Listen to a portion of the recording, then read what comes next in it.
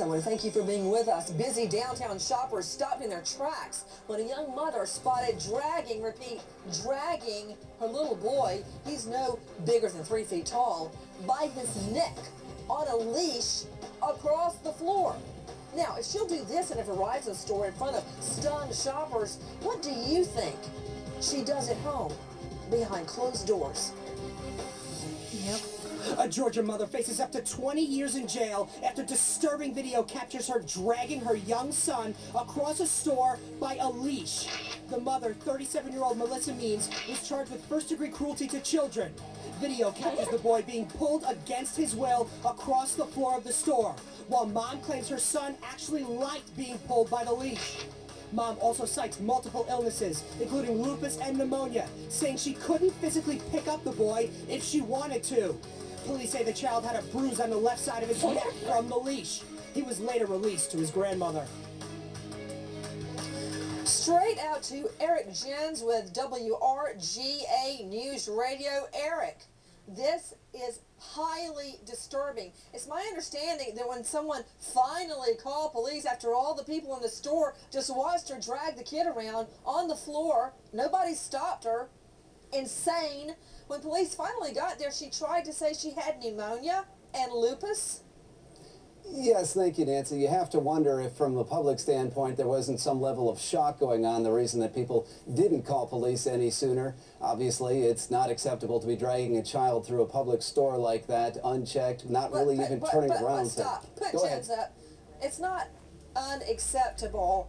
Many people in the crime and justice community, Mr. Jens, would call this a felony. But please, go ahead. It is, in fact, a charge of first-degree child cruelty, which is, as you said, a felony.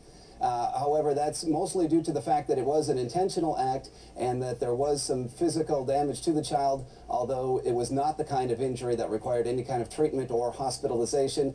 And from witnesses since the act, there appeared to be no long-term damage to the child. Really? No long-term damage to the child being dragged through a store by a leash around the neck on the floor as he lie supine, prone in a lying position, clutching at his neck. We are taking your calls live out to Rachel in Illinois. Hi, Rachel.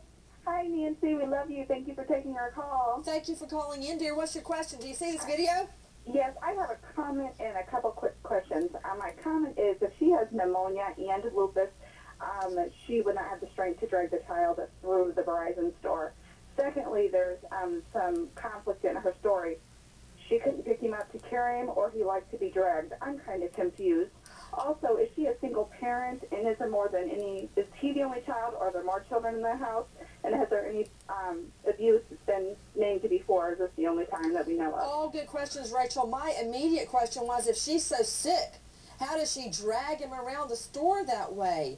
And, you know, I've had Lucy and John David, both, when they don't want to be picked up, they kind of go limp and they'll sit down. They don't care if they're in the middle of a store, if they're at a Burger King, if they're out in a parking lot. They don't care. Dragging them by the neck on a leash has never really been an option. I want to go out to Dr. William Maroney, medical examiner, forensic pathologist, joining us out of Madison Heights, Michigan. Dr. Maroney, it's great to see you again. Doctor, what can you tell me, if this woman could drag her child by the neck on a leash like a dog, how does she not have the energy to pick it up, and how would lupus affect this? Your caller makes a really good point. An acute exacerbation of lupus and an acute exacerbation of pneumonia, she would be laying down at home in bed. It takes a lot of strength to drag somebody. Now, in a lupus flare, somebody will have muscle aches and they'll have weakness, but she's tooling. She's really hauling. I know. Look at this. Look, the child's just lying there and he's getting dragged by his neck. Matt Zarrell, what can you tell me? Are there other children, and have there been any defects? Department of Family and Children's Services reports before. As far as we know, there have been no previous reports. However, DFCS was notified. The child was put into the custody of the grandmother for now until the mother was released and later brought back to custody of the mother.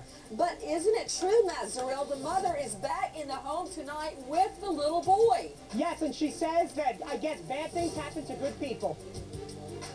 Everybody, quickly, Are you guilty of being our show's #1 fan?